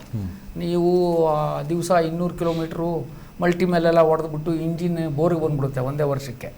ಇವರು ಹಂಗೆ over doing things will always do that. Body ಯಾವುದೋ ಒಂದು ಸಾಮಾನ್ಯ ಸ್ಥಿತಿಗೆ ಹೊಂದ್ಕೊಂಡಿರುತ್ತೆ. ಇದರಲ್ಲಿ 2-3 ಫ್ಯಾಕ್ಟರ್ಸ್ ಭಾಳ ಕೌಂಟ್ ಆಗುತ್ತೆ. ಇದರಲ್ಲಿ ಸಡನ್ನಾಗಿ ಸಾಹುಕಾರ ಆಗಿರೋನು, ಇನ್ಹೆರಿಟೆಡ್ ಟೆಂಡೆನ್ಸೀಸ್ ಅಂತ ಕರಿತೀವಿ. ಚಿಕ್ಕಂದಲ್ಲಿ ರಿಜೆಕ್ಟ್ ಆದವನು, ಓಕೆ, ತಂದೆ ತಾಯಿಯಿಂದ ರಿಜೆಕ್ಟ್ ಆದವನು, ಸೊಸೈಟಿಯಿಂದ ರಿಜೆಕ್ಟ್ ಆದವನು, ಇವಾಗ ದುಡ್ಡು ಮಾಡ್ಕೊಂಡಿರೋನು, ಅದನ್ನು ಸೇಟ್ ತೀರಿಸ್ಕೊಳ್ಳೋಕ್ಕೋಸ್ಕರ ಅವನಿಗೆ ಒಂದು ಭಾವಾವೇಶಕ್ಕೆ ಒಳಗಾಗಿ ಒಂದು ದೊಡ್ಡ ಹೀರೋ ಥರ ಆಡ್ತಾನೆ. ಅಲ್ಲಿ ಹೋದಾಗ ಅವನು ಹಿಡಿಯೋರೇ ಇಲ್ಲ. Same thing with alcohol, same thing with cocaine, same thing with ಇದು. ಇವೆಲ್ಲ ಯಾಕೆಂದರೆ ಲಿವರ್ ಹಾಳಾಯಿತು, ನಿಮ್ಮ ನರ್ವಸ್ ಸಿಸ್ಟಮ್ ಹಾಳಾಯಿತು, ನಿಮ್ಮ ವ್ಯಕ್ತಿತ್ವ ಹಾಳಾಯಿತು, ನಿಮ್ಮ ನಾನು ಆಗಲೇ ಹೇಳಿದೆ ನಿರ್ಣಯ ಮಾಡುವಂಥ ಕೆಪಾಸಿಟಿನೇ ಕಳ್ಕೊತೀರಿ, ಮೆಮೊರಿ ಕಳ್ಕೊತೀರಿ. ಪರೀಕ್ಷೆಗಳಲ್ಲಿ ಬರೀ ಈ ಸ್ಟೂಡೆಂಟ್ಸ್ಗಳೆಲ್ಲ ಬರ್ತಾರಲ್ಲ ಫೇಲ್ ಆದವರು, ಅವ್ರು ಮುಂದಕ್ಕೆ ಇನ್ನೂ ಹಾಳಾಗ್ತಾರೆ. ಅವ್ರ ಕೈನಲ್ಲಿ ಏನೂ ಮಾಡೋಕ್ಕಾಗಲ್ಲ. ಮದುವೆ ಮಾಡ್ಕೊಂಡವ್ರು ಬರ್ತಾರೆ, ಡ್ರಗ್ ಅಡಿಕ್ಟ್ಸ್ಗಳು, ಹೆಂಡತಿ ಇವರು ಹೊಡ್ಕೊಳ್ತಾರೆ. ಸರ್ ಇವನೇನು ಸುಖ ಇಲ್ಲ, ಬಂದು ಹಾಕ್ಕೊಂಬಿಟ್ಟು ಕೂಡಿದ್ಬಿಟ್ಟು ಮಲಗಿಬಿಟ್ರೆ ಅವನು ಬೆಳಿಗ್ಗೆನೇ ಹೇಳೋದು ಇನ್ನೆಷ್ಟು ದಿವಸ ಇವನ ಜೊತೆ ಇರೋದು, ಬಿಟ್ಟು ಹೋಗ್ತೀವಿ ಅಂತಾರೆ. ಗಂಡಸ್ತನ ಹೊರಟೋಗುತ್ತೆ. ಮತ್ತು ಇದರಲ್ಲಿ ಅಡಿಕ್ಟ್ ಆಗೋರು ಜಾಸ್ತಿ ಗಂಡಸ್ರೆ, ಮೋಸ್ಟ್ ಆಫ್ ದಿ 80% ಗಂಡಸ್ರೆ.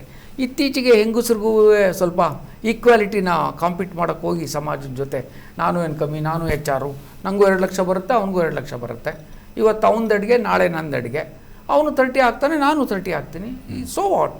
ಅವಳು LSD ತೊಗೊಳ್ತಾನೆ, ನಾನು ಸೋ ವಾಟ್?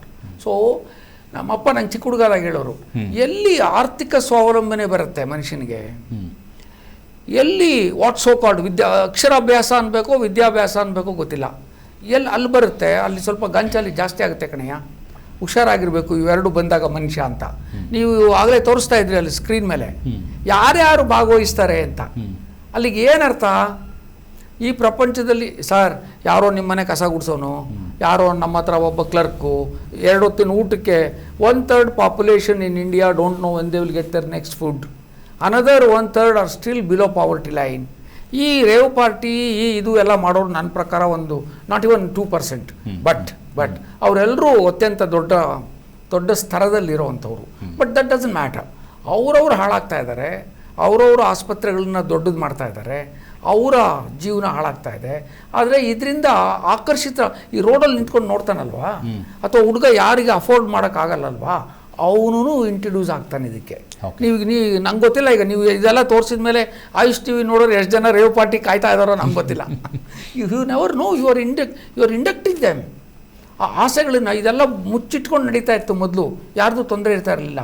ಈಗ ನೀವು ಹೇಳ್ದಂಗೆ ಇಷ್ಟೊಂದು ದೊಡ್ಡ ಮಟ್ಟದಲ್ಲಿ ನಡೆಯೋದು ಅಂದರೆ, ಯಾವುದೇ ನೈತಿಕತೆಯ ಆಧಾರದ ಮೇಲೆ ನಡೆಯಲ್ಲ ಅಂದರೆ, ಒಂದಷ್ಟು ಒಂದು ಎಲ್ಲದಕ್ಕೂ ಒಂದು ಧರ್ಮ ಅಂತ ಇರುತ್ತಲ್ಲ, ಅದೇನು ಇಲ್ವಲ್ಲ ಇಲ್ಲಿ ನಡೆಯೋಕ್ಕೆ. ಇಲ್ಲಿ ಕೇವಲ ನಿನ್ನ ಆತ್ಮಸಂತೋಷ, ಅವತ್ತಿನ ಖುಷಿ, ಅವತ್ತಿನ ದೈಹಿಕ ಸಂಪರ್ಕ, ಅವತ್ತಿನ ಸೆಕ್ಸು, ಅವತ್ತಿನ ಮಜಾ ಮುಗಿದೋಯ್ತು. 2 ಲಕ್ಷ ಒಬ್ಬೊಬ್ಬರಿಗೆ ಮೊನ್ನೆ ಚಾರ್ಜ್ ಮಾಡಿದ್ದು, ಅದರಲ್ಲಿ ಎಲ್ಲ ಸೇರಿಕೊಳ್ಳುತ್ತೆ. ದುಡ್ಡು, ಡ್ರಗ್ಸು, ಊಟ, ತಿಂಡಿ. 2 ಲಕ್ಷ ಯಾವ ನಾರ್ಮಲ್ ಸಿಟಿಸನ್ ಆಫ್ ಇಂಡಿಯಾ ಅಥವಾ ಯಾರ ನಿಮ್ಮಂಥವ್ರು ಹೋಗಿ ರೇವ್ ಪಾರ್ಟಿನಲ್ಲಿ 2 ಲಕ್ಷ ಕೊಟ್ಟು, ಯಾರೋ ಬೇರೆ ನಟಿ, ಯಾರೋ ಬೇರೆ ಹೆಂಗಸು, ಯಾರೋ ಗಾಂಜಾ, ಯಾವುದೋ ಇವ್ರು ಹೇಳ್ದಂಗೆ ಡಾಕಾದ್ದು, ಇದೆಲ್ಲ ಎಷ್ಟು ಜನದ ಕೈಲಾಗುತ್ತೆ? ಒಂದು. ಮತ್ತು ನೀವು ಇನ್ನೊಂದು ಸೂಕ್ಷ್ಮವಾದ ಒಂದು ಅಂಶವನ್ನು ಗಮನಿಸಿ. ಇವರೆಲ್ಲ ಮೋಸ್ಟ್ಲಿ ಕ್ರಿಮಿನಲ್ ಮೈಂಡ್ಗಳೇ ಇರ್ತಾರೆ, ಮೋಸ್ಟ್ ಆಫ್ ದೆಮ್. ಅಫ್ಕೋರ್ಸ್ ಇಂಪಲ್ಸಿವ್ನೆಸ್ ಅಂತ ಕರಿತೀವಿ ಆಲ್ಕೋಹಾಲಿಸಮಲ್ಲಿ.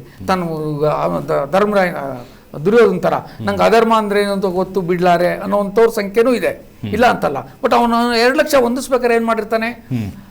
ಅಮಾಯಕವಾಗಿ ದುಡ್ಡನ್ನು ಸಂಪಾದಿಸಿದಂಥವ್ರು, ಅನೈತಿಕತೆಯಿಂದ ದುಡ್ಡನ್ನು ಸಂಪಾದಿಸಿದಂಥವ್ರು, ಈ ದುಡ್ಡಿನ ಮದದಿಂದನೇ ಎಲ್ಲ ಮರೆಯುವಂಥವ್ರು. ಈಗೆಲ್ಲ ಬೆಳಗ್ಗೆನೇ ಎಲ್ಲೋ ಬರ್ತಾ ಅರೆಸ್ಟ್ ಅಂದರು, ಇನ್ನು ಈ ಥರದ್ದು ಎಲ್ಲ ನೋಡ್ತೀವಲ್ಲ, ಅದು ಯಾರು ನಮ್ಮಂಥವ್ರು ಮಾಡಲ್ಲ ರೀ, ಮುಕ್ಕಾಲ್ವಾಸಿ ಮಾಡಲ್ಲ. ಎಮೋಷನ್ಸಿಗೆ ಒಳಗಾಗಿ ಮಾಡಿದ್ರೂ ಅವ್ರು ಅದನ್ನು ರಿವರ್ಸಿಬಲ್ ಸ್ಟೇಜಲ್ಲಿ ಇರ್ತಾರೆ. ಈ ರೇವ್ ಪಾರ್ಟಿ ನೀವು ನೆನ್ನೆ ಏನು ತೋರಿಸಿದ್ರಿ, ಅಥವಾ ಈಗಲೂ ಇಷ್ಟೋ ತನಕ ಅದನ್ನೆಲ್ಲ ಯಾರು ತೋರಿಸ್ತಾ ಇದ್ರಿ? I don't think any common man of India can afford, number 1.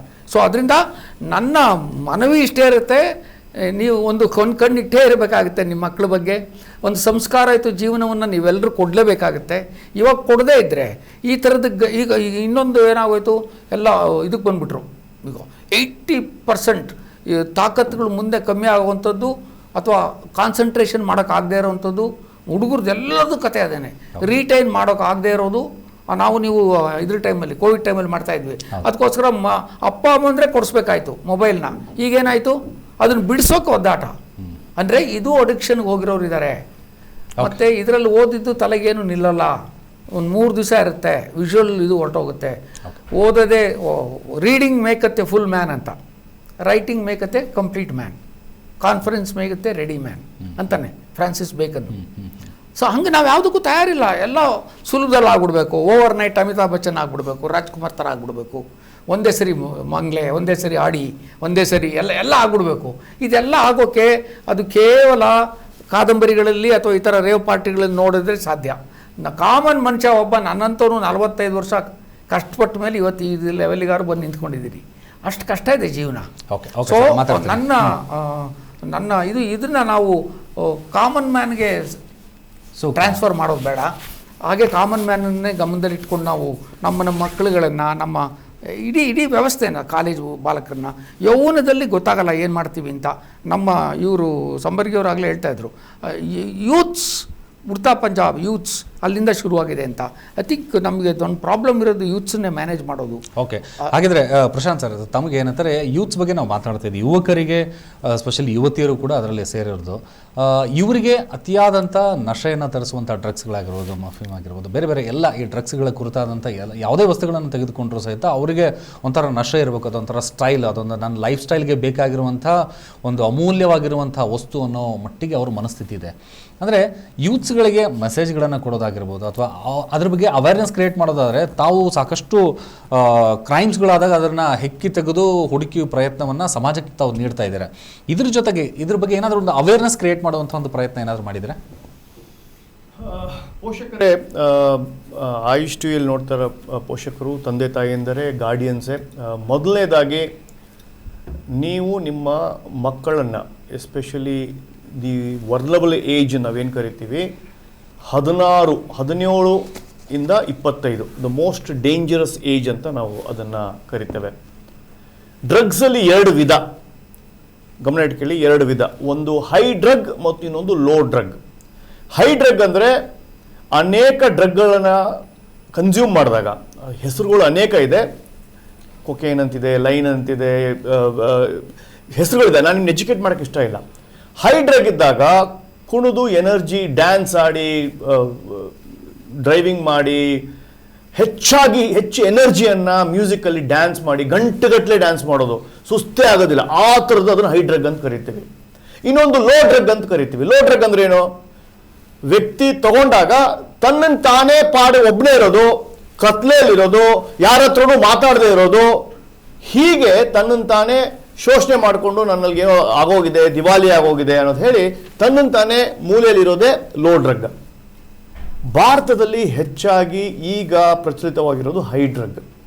ಈ ಹೈ ಡ್ರಗ್ಗನ್ನು ನೀವು ಪೋಷಕರು ಕಂಡುಹಿಡಿಬೇಕು. ಹೇಗೆ ಅಂದರೆ, ನಿಮ್ಮ ಮಗನೋ ಮಗಳೋ ಹೆಚ್ಚು ಯೂಶಲಿ ಸರ್ಕಾರದ ಬಾರ್ಗಳು ಮತ್ತು ಪಬ್ಗಳು ಮತ್ತು ಪಿಕ್ಚರ್ಗಳು ಶಾಪ್ ಆ್ಯಂಡ್ ಎಸ್ಟಾಬ್ಲಿಷ್ಮೆಂಟ್ ಆ್ಯಕ್ಟ್ ಪ್ರಕಾರ 1 ಗಂಟೆಗೆ ಅದು ಬಂದಾಗಬೇಕು ಅಂತ ಒಂದು ಕಾನೂನಿದೆ. ನಿಮ್ಮ ಮಕ್ಕಳು ಎಷ್ಟು ಗಂಟೆಗೆ ಬರ್ತಾ ಇದ್ದಾರೆ, ಎಷ್ಟು ಗಂಟೆಗೆ ಹೋಗ್ತಾ ಇದ್ದಾರೆ, ಅವರ ದುಡ್ಡಿನ ಖರ್ಚು ಏನಿದೆ, ಅವ್ರು ಹೆಚ್ಚಾಗಿ ದುಡ್ಡು ಸ್ಪೆಂಡ್ ಮಾಡ್ತಾ ಇದ್ದಾರಾ, ಮನೇಲಿ ಕಳ್ತನ ಆಗಿದೆಯಾ, ನಿಮ್ಮ ಬ್ಯಾಂಕಲ್ಲಿ ಕಳ್ತನ ಆಗಿದೆಯಾ, ನೀವು ಕೊಡ್ತಾ ಇರೋ ಪಾಕೆಟ್ ಮನಿಗಿನ ಜಾಸ್ತಿ ಇದೆಯಾ, ಅವರ ಬಾಡಿಯಲ್ಲಿ ಏನಾದರೂ ಸಿರಿಂಜ್ ಮಾರ್ಕ್ಸ್ ಇದೆಯಾ, ಲೈನ್ ಮಾರ್ಕ್ಸ್ ಇದೆಯಾ, ಅಥವಾ ಅವರಲ್ಲಿ ಏನಾದರೂ ಗಾಯಗಳಿದೆಯಾ, ಅಥವಾ ಅವರು ಸಾಯಂಕಾಲ ಆಗ್ತಾ ಇದ್ದಂಗೆ ಚೆನ್ನಾಗಿದ್ದು ಬೆಳಿಗ್ಗೆ ಎಲ್ಲ ಡಲ್ ಆಗಿರ್ತಾರಾ, ನಿದ್ದೆ ಮಾಡ್ತಾರಾ, ಜಾಸ್ತಿ ಊಟ ಮಾಡ್ತಾರಾ, ಈ ಥರದ ಒಂದು ನೀವು ನಿಮ್ಮ ಮಕ್ಕಳ ಮೇಲೆ ಗಮನ ಇಡಬೇಕು.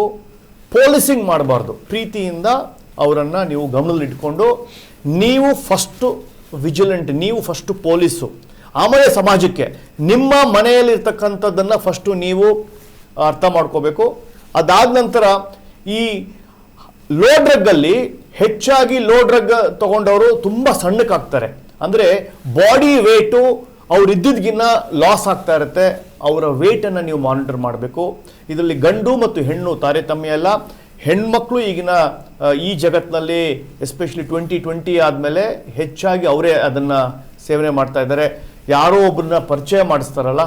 ಸೊ ಹೀಗೆ ಪ್ರೈವೇಟ್ ಪಾರ್ಟಿ, ಅಂದರೆ ಪ್ರೈವೇಟ್ ಪಾರ್ಟಿ ಬೈ ಇನ್ವಿಟೇಷನ್ ಇದೆಯಲ್ಲ, ಅದು 90% is a drug based party.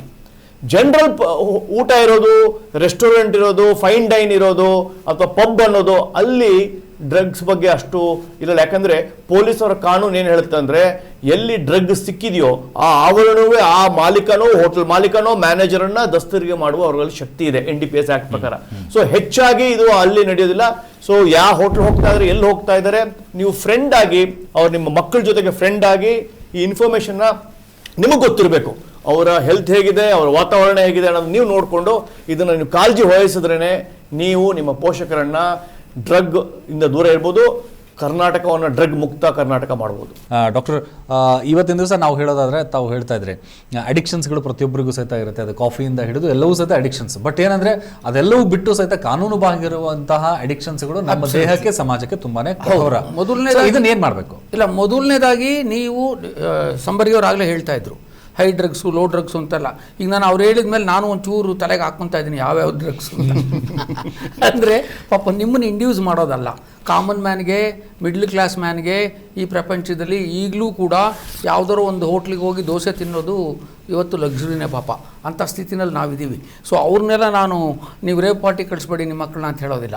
ಯಾವುದೇ ಅಡಿಕ್ಷನ್ನು ಇವತ್ತಲ್ಲ ನಾಳೆ ನಿಮ್ಮನ್ನು ಹಾಳು ಮಾಡುತ್ತೆ. ನಂಬರ್ 1. ಉದಾಹರಣೆಗೆ ಆಲ್ಕೋಹಾಲು ನಿಮ್ಮ ಲಿವರನ್ನು ಹಾಳು ಮಾಡುತ್ತೆ. ಸಿಗರೇಟು ನಿಮ್ಮ ಲಂಗ್ಸನ್ನು ಹಾಳು ಮಾಡುತ್ತೆ. ನಾನು ಹೇಳ್ದಂಗೆ ನಮ್ಮ ಕಾಫಿ ಕೂಡ ಇಲ್ ಎಫೆಕ್ಟ್ಸ್ ಆಫ್ ಕಾಫಿ ಬೆಳೆಯೋರೆಲ್ಲ ಹೋಗಿ ಇದು ಕಾಫಿ ಆರ್ಟಿಗೆ ಒಳ್ಳೆಯದು ಅಂತೇಳಿ ಅಲ್ಲಿ ಸ್ವಿಟ್ಜರ್ಲೆಂಡಲ್ಲಿ ಯಾವನಿಗೋ ದುಡ್ಡು ಕೊಟ್ಟು ಅವನು ಮಾಡಿಸ್ಕೊಂಬರ್ತಾರೆ. ಟೀ ಮಾಡೋನು ಕೂಡ ಹೋಗಿ ಅದು ಟೀ ಒಳ್ಳೆಯದು ಅಂತ ಅವನು ಮಾಡಿಸ್ಕೊಂಬರ್ತಾನೆ. ಪ್ರಶ್ನೆ ಅದಲ್ಲ. ಯಾವುದೇ ಸ್ಟಿಮ್ಯುಲೆಂಟು ನಮ್ಮನ್ನು 5 ಅಡಿ ಮೇಲಕ್ಕೆ ತೊಗೊಂಡೋದ್ರೆ ಇನ್ನು ಅರ್ಧ ಗಂಟೆ ಮೇಲೆ 10 ಅಡಿ ಕೆಳಗೆ ತರುತ್ತೆ.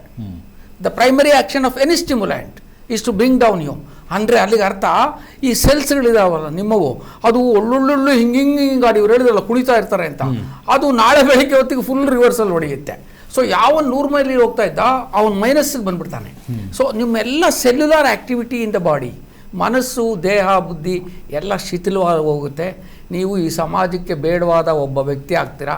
ನಿಮ್ಮ ಮನೆಯವರೇ ನಿಮ್ಮನ್ನು ಕೊನೆಗೆ ಇಷ್ಟಪಡಲ್ಲ. ಅದು ಆಗಬಾರ್ದು ಅನ್ನೋದಾದರೆ ನೀವು ನಿಮಗೆ ಏನು ಕಾಂಪ್ರಹೆನ್ಸಿವ್ ಅಂತೀವಲ್ಲ ಅದೇ ಹೊರಟೋಗುತ್ತೆ ನಿಮಗೆ. ಕೊನೆಗೆ ಯಾವ ಮಟ್ಟಕ್ಕೆ ಅಂದರೆ ಕುಡ್ದಾಗ ಯಾರಾದರೂ ಸರಿ ಅಂತ, ಅದು ಯಾವೊಂದು ಪೆನ್ ಡ್ರೈವಲ್ಲಿ ನೋಡ್ತಾ ಇದ್ದೆ, ಯಾರಾದರೂ ಸರಿ, ಹೆಂಗಾದರೂ ಸರಿ. ಹಂಗಾರೆ ಮನುಷ್ಯತ್ವ ಕಳ್ಕೊಂಡು ಮೃಗೀಯ ವರ್ತನೆಗಳಿಗೆ ನೀವು ವಾಪಸ್ ಹೋಗ್ತಾ ಇದ್ದೀರಿ ಈ ಥರ ಅಡಿಕ್ಷನ್ಸಿಂದ. ನಿಮಗೆ ಅಮ್ಮ ಯಾರು, ಹೆಂಡತಿ ಯಾರು ಗೊತ್ತಾಗ್ತಾ ಇಲ್ಲ. ಈ ಸ್ಟೇಜಿಗೆಲ್ಲ ನಾವೆಲ್ಲ ಮಾಡ್ಕೊಂಡಿದ್ದು ಮಕ್ಕಳುಗಳನ್ನ ಒಂದು ಆಧುನಿಕ ಬದುಕಿನ ನಿರ್ಲಜ್ಜ ಶಿಸ್ತು ನಮ್ಮನ್ನು ಇಲ್ಲಿವರೆಗೂ ತಂದುಬಿಟ್ಟಿದೆ. ನಾನು ಆಗಲೇ ಹೇಳಿದೆ ರೋಲ್ ಮಾಡೆಲ್ಸ್ ಕಡಿಮೆ ಅಂತ ಯಾಕೆ ಹೇಳಿದೆ ಅಂದರೆ, ನಾವು ನಮ್ಮ ಮಕ್ಕಳುಗಳಿಗೆ ಸಂಸ್ಕೃತಿನ ಕೊಡುವಂಥದ್ದು. ಸಂಬಾರಿಯವ್ರಿಗೆ ಹೇಳಿದಂಗೆ ನಿಮ್ಮ ಮನೆಯಲ್ಲಿ ಇದು ಸೆರಗಲ್ ಕಟ್ಕೊಂಡಂಗೆ ಕಣೋ ಹುಡುಗಿ ಇದ್ದರೆ ಮನೇಲಿ ಅಂತ ಇದ್ರು ನಮ್ಮಮ್ಮ. ಆಗ ಈಗಲೂ ಹಂಗೆ, ಯಾವಾಗಲೂ ಏನು ತಪ್ಪಿಲ್ಲ. ಅಂದರೆ ವಯಸ್ಸಲ್ಲಿರೋ ಮಕ್ಕಳು ಮನೇಲಿದ್ದರೆ ಅವ್ರ ಬಗ್ಗೆ ನೀವು ನಿಗಾ ವಹಿಸ್ಬೇಕಾಯ್ತು. ಇವ್ರು ಹೇಳ್ದಂಗೆ ಬ್ಯೂಟಿಫುಲ್ ಪೋಲಿಸಿಂಗ್ ಮಾಡಬಾರ್ದು, ನಿಗಾ ವಹಿಸ್ಬೇಕು ಅನ್ನೋಂಥದ್ದು. ಅವ್ರ ಆ್ಯಕ್ಷನ್ಸಲ್ಲಿ ನಿಮಗೆ ಗೊತ್ತಾಗುತ್ತೆ. ಮತ್ತು ಅಪ್ಪ ಅಮ್ಮನಿಗೆ ಗೊತ್ತಾಗ್ದೇ ಮಕ್ಕಳು ಮಾಡಿರೋದು ಇನ್ಯಾರಿಗಿರಿ ಗೊತ್ತಾಗೇ ಆಗುತ್ತೆ. ಅವ್ರನ್ನಿದ್ರೆ ತಡೆಗಟ್ಟುವಂಥದ್ದು ನಿಮ್ಮದು. ಬಟ್ ಇನ್ ಎನಿ ಕೇಸ್ ಈ ಥರದ್ದು ನಿಮ್ಮನ್ನು ಸಂಪೂರ್ಣವಾಗಿ ಹಾಳು ಮಾಡುತ್ತೆ. ಧ್ಯಾನ, ಒಂಥರ ವಾಕಿಂಗು, ಸಂಗೀತ, ಒಳ್ಳೊಳ್ಳೆ ಬೆಳಗ್ಗೆ ಎದ್ದು ರಿಸೈಟ್ ಮಾಡೋವಂಥದ್ದು, ಈ ಥರದ ಇದರಲ್ಲಿ ನೀವು ನನಗೆ ನಮ್ಮಪ್ಪ ನಂಗೆ ಹೇಳಿದರು, ನನಗೆ ಯಾವುದೋ ಒಂದು ಭಕ್ತಿ ಅಧ್ಯಾಯ ಅಂತ. ನಾನು 13ನೇ ಅಧ್ಯಾಯನ ಕಂಪ್ಲೀಟ್ ಮೊದಲಿನಿಂದ ಕೊನೆವರೆಗೆ ಹೇಳ್ಬಿಡ್ತಾ ಇದ್ದೆ. ನಮ್ಮಪ್ಪ ಮಂಕುತಿಮ್ಮನ ಕವ್ವನ ಮೊದಲಿಂದ ಕೊನೆವರೆಗೆ ಹೇಳಿ. ಇದು ನಮ್ಮನ್ನೇನು ಮಾಡ್ತು, ಮುಂದೆ ನನ್ನ ಸಬ್ಜೆಕ್ಟಲ್ಲಿ ನನ್ನನ್ನು ಚೆನ್ನಾಗಂಗೆ ಮಾಡ್ತು. ನಾನು ಅವತ್ತೇ ಬಾಂಗ್ ಹೊಡ್ಕೊಂಡು ಕೂತ್ಬಿಟ್ಟಿದ್ದಿದ್ರೆ ಇವತ್ತು ಭಿಕ್ಷೆ ಬಿಡಬೇಕಾಗ್ತಿತ್ತು. ಯಾರು ಕೊಡ್ತಾರೆ ದುಡ್ಡು? ಕಾಮನ್ ಮ್ಯಾನ್ ನಾವು ನಮ್ಮ ಯಾವನ್ ಏನಾರ ಕುಣ್ಕೊಳ್ಳಿ, ಬಿಚ್ಕೊಂಡು ಕುಣಿಲಿ, ಹೆಂಗಲಾರ ಕುಣಿಲಿ. ಈ ರೇವ್ ಪಾರ್ಟಿಗಳಲ್ಲಿ ದುಡ್ಡು ಇವು ಇರೋವಂಥವ್ರೆಲ್ಲರೂ ಅತ್ಯಂತ ಎತ್ತರದ ಸ್ಥಿತಿನಲ್ಲಿರುವಂಥವ್ರು ಹಣಕಾಸಿನಲ್ಲಿ. ಮೊರಾಲಿಟಿ ಇಲ್ಲದೇ ಇದ್ದರೆ ಇನ್ನೇನೂ ಇಲ್ಲ. If morality is died you are nobody ಅಂತ. ಅಲ್ಲಿ ಒಂದು ದೇಶನ ಅವರಾಗಲೇ ಹೇಳಿದರು, ಒಂದು ದೇಶನ ಸಾಯಿಸಬೇಕು ಅಂದರೆ ಆ ದೇಶದ ನೈತಿಕತೆ ಅಲ್ಲ, ಯುವಶಕ್ತಿ ಜೊತೆಗೆ ನೈತಿಕ ಪ್ರಜ್ಞೆ. ದೇಶ ಕಟ್ಟೋದು ಅಂದರೆ ದೊಡ್ಡ ದೊಡ್ಡ ರೋಡು, ದೊಡ್ಡ ಮಾಲು, ದೊಡ್ಡ ಅಣೆಕಟ್ಟುಗಳು ಕಟ್ಟೋದಲ್ಲ. ದೇಶ ಕಟ್ಟೋದು ಅಂದರೆ ಆ ದೇಶದ ಜನರ ನೈತಿಕ ಪ್ರಜ್ಞೆಯನ್ನು ಎತ್ತರಿಸುವಂಥದ್ದು. ಸಾಮಾಜಿಕವಾಗಿ ಮಾನವೀಯ ಘನತೆ, ಮಾನವೀಯ ಕಳಕಳಿಯನ್ನು ಇಟ್ಕೊಂಡು ಬದುಕುವಂಥದ್ದು, ಒಂದು ಎಲ್ರಿಗೂ ಅನುಕೂಲ ಆಗುವಂಥ ಬದುಕುವಂಥದ್ದು. ಅದಕ್ಕೋಸ್ಕರ ಡ್ರಗ್ಸ್ ಬಗ್ಗೆ, alcohol, mainly drugs, alcohol, cigarette ಮತ್ತು ಇನ್ಯಾವುದೇ ಚಿಕ್ಕ ಪುಟ್ಟದು ಈ ಥರದ್ದು ಕಾಫಿನೂ ತೊಂದರೆ ಮಾಡುತ್ತೆ. ಯಾವುದೇ ಸ್ಟಿಮ್ಯುಲೆಂಟು ತೊಂದರೆ ಮಾಡುತ್ತೆ. ಸ್ಟಿಮ್ಯುಲೆಂಟ್ಸ್ನಿಂದ ರೆಫ್ರೈನ್ ಮಾಡಿಕೊಡಿ. ಖಂಡಿತ ನಿಮ್ಮ ಜೀವನ ಚೆನ್ನಾಗಿರುತ್ತೆ. ಹಂಗೇನಾದ್ರು ನಿಮ್ಮ ಮನಸ್ಸಿಗೆ ಭಾರ ಆದರೆ ಧ್ಯಾನ ಮಾಡಿ, ತನುವಿಗೆ ಭಾರ ಆದರೆ ವ್ಯಾಯಾಮ ಮಾಡಿ, ಧನಕ್ಕೆ ಭಾರ ಆದರೆ ದಾನ ಮಾಡಿ. ಎಸ್, ಒಳ್ಳೆ ಮಾತನ್ನು. ಬಹುಶಃ ಈ ಎಲ್ಲ ಶ್ರೀಮಂತರು ಈ ಮಾತುಗಳನ್ನು, ತಮ್ಮ ಮಾತುಗಳನ್ನು ಕೇಳಿಬಿಟ್ರು ಅಂದರೆ ಸಮಾಜ ಅವಾಗೇನೆಂದರೆ ಪ್ರಶಾಂತ್ ಸಂಬರ್ಗಿ ಸರ್ ಹೇಳಿರೋ ಹಾಗೆ ಡ್ರಗ್ಸ್ ಮುಕ್ತ ಒಂದು ಕರ್ನಾಟಕ ಅಥವಾ ಭಾರತ ಆಗಬಹುದು ಅಂಥೇಳಿ. ಇಲ್ಲಿ ಪ್ರಶ್ನೆ ಎಲ್ಲಕ್ಕಿಂತ ಮುಖ್ಯವಾಗಿ ಕಾಡೋದೇನಂತಂದರೆ, ಭಾರತ ದೇಶದಲ್ಲಿ ನಮ್ಮಲ್ಲಿ ಡ್ರಗ್ಸ್ಗಳ ಅಲೌ ಇಲ್ಲ ಅಂಥೇಳಿ ಬೇರೆ ಬೇರೆ ರೂಟ್ಸ್ಗಳಿಂದ ಬರುತ್ತೆ. ಇದಕ್ಕೆ ಕಟ್ಟುನಿಟ್ಟಾದಂಥ ಒಂದು ಸ್ಟ್ರಿಕ್ಟ್ ಆಗಿರುವಂಥ ಒಂದು ಪಾಲಿಸಿ ಆಗಿರಲಿ ಅಥವಾ ಭಾರತ ದೇಶಕ್ಕೆ ಆಮದು ಆಗುವಂಥ ವಿಷಯಗಳೇನಾಗ್ತಾಯಿದೆ ಅದನ್ನು ನಿಯಂತ್ರಣ ತರೋದಕ್ಕೆ ಏನು ಮಾಡಿದರೆ ಒಳ್ಳೆಯದು ಅಂತ ತಮಗನ್ಸುತ್ತೆ? ಕೇಂದ್ರ ಸರ್ಕಾರ under the leadership of home minister Amit Shah ಅವರು ಝೀರೋ ಟಾಲರೆನ್ಸ್ ಆಫ್ ಡ್ರಗ್ಸ್ ಅಂತ ಒಂದು ಪಾಲಿಸಿ ಮಾಡಿದ್ದಾರೆ.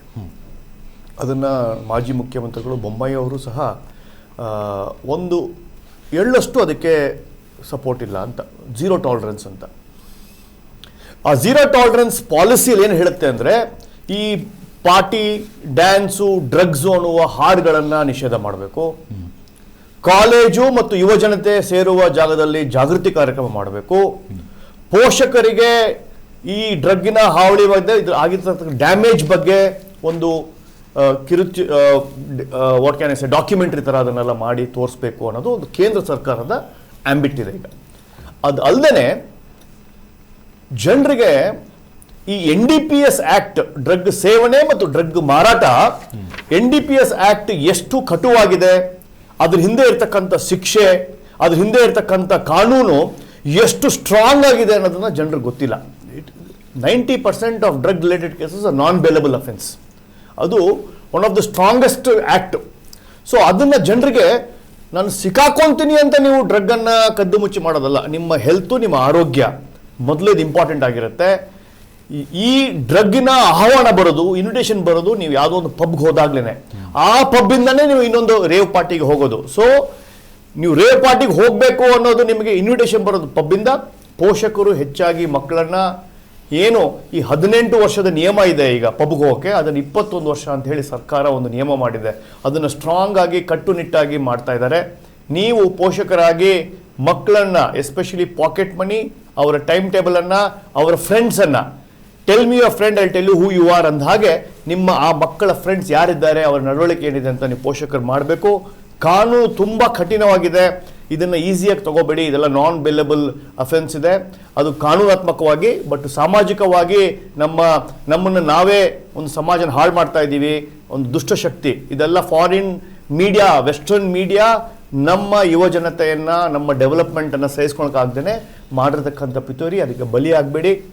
ದಯವಿಟ್ಟು ಡ್ರಗ್ ಮುಕ್ತ ಭಾರತ, ಡ್ರಗ್ ಮುಕ್ತ ಕರ್ನಾಟಕಕ್ಕೆ ಎಲ್ಲರೂ ಕೈ ಜೋಡಿಸಿ, ಪೋಷಕರು ಕೈ ಜೋಡಿಸಿದ್ರೆ ನಿಮ್ಮ ಸಮಾಜದಲ್ಲಿ ಎಲ್ಲೆಲ್ಲಿ ಏನಾಗ್ತಾ ಇದೆ ಅನ್ನೋದನ್ನು ದಯವಿಟ್ಟು ಪೊಲೀಸ್ ಅವರಿಗೆ ಮಾಹಿತಿ ಕೊಡಿ. ನಿಮ್ಮ ಮಾಹಿತಿ ಗೌಪ್ಯವಾಗಿರುತ್ತೆ. ನಿಮಗೆಲ್ಲೋ ಒಂದು ಸಂಶಯ ಬಂದಿದ್ದರೆ ದಯವಿಟ್ಟು ಪೊಲೀಸ್ ಸ್ಟೇಷನ್ಗೆ ಖುದ್ದಾಗಿಯೋ, ದೂರವಾಣಿಯೋ, ಇಮೇಲ್ ಮುಖಾಂತರವೋ ಪೊಲೀಸರಿಗೆ ಬರೆದ್ರೆ ಪೊಲೀಸರು ಇದ್ರ ಬಗ್ಗೆ ಝೀರೋ ಟಾಲರೆನ್ಸ್, ತುಂಬ ಫಾಸ್ಟಾಗಿ ಆ್ಯಕ್ಟ್ ಮಾಡ್ತಾರೆ. ನಿಮ್ಗೆ ಎಲ್ಲೋ ಒಂದು ಕಡೆ ಡ್ರಗ್ಸ್ ಸಿಗ್ತಾ ಇದೆ, ಕಾಲೇಜ್ ಹತ್ರನೋ ಎಲ್ಲೋ ಒಂದು ಕಡೆನೋ ಯಾರೋ ಒಬ್ಬ ಡ್ರಗ್ ಅಡಿಕ್ಟ್ ಆಗಿದ್ದಾರೋ, ಪೊಲೀಸ್ ಸ್ಟೇಷನನ್ನು ನೀವು ಆದಷ್ಟು ಬೇಗ ಕಾಂಟ್ಯಾಕ್ಟ್ ಮಾಡಿದ್ರೆ ನಿಮ್ಗೆ ಹೆಲ್ಪ್ ಆಗುತ್ತೆ. ಪೋಷಕರು ಜಾಗೃತವಾಗಿದ್ದರೆ ಭಾರತ ಜಾಗೃತವಾಗಿರುತ್ತೆ, ಭಾರತ ಮುಂದೆ ನಡೆಯುತ್ತೆ. ಎಸ್ ಸರ್, ಒಳ್ಳೆ ಮಾತುಗಳನ್ನು ಹೇಳಿದರೆ. ಒಂದು ವೈದ್ಯಕೀಯವಾಗಿ ಅಮೂಲು ನಶೆಯಿಂದ ಆಗುವಂಥ ಎಫೆಕ್ಟ್ಗಳು doctor B T Rudresh sir ತುಂಬ ಚೆನ್ನಾಗಿ ತಿಳಿಸ್ಕೊಟ್ರೆ. ಹಾಗೆ ಸಮಾಜ ಮೇಲೆ ಆಗ್ತಾ ಇರುವಂಥ ಪರಿಣಾಮದ ಬಗ್ಗೆ ತುಂಬ ಒಳ್ಳೆ ಮಾತನ್ನು ಹೇಳಿದರೆ. ನಿಮ್ಮಿಬ್ಬರಿಗೂ ಸಹಿತ ನಮ್ಮ ಈ ಕಾರ್ಯಕ್ರಮದಲ್ಲಿ ಬಂದು ಡ್ರಗ್ಸ್ ಮುಕ್ತ ಕರ್ನಾಟಕ ಭಾರತವನ್ನು ನಿರ್ಮಾಣ ಮಾಡೋದಕ್ಕೆ ತಮ್ಮ ಅನಿಸಿಕೆಗಳನ್ನು ಹೇಳೋದಕ್ಕೆ ಇಬ್ಬರಿಗೂ ಕೂಡ ಧನ್ಯವಾದಗಳು. Thank you so much. Thank you. ನಮಸ್ಕಾರ. ನಮಸ್ಕಾರ.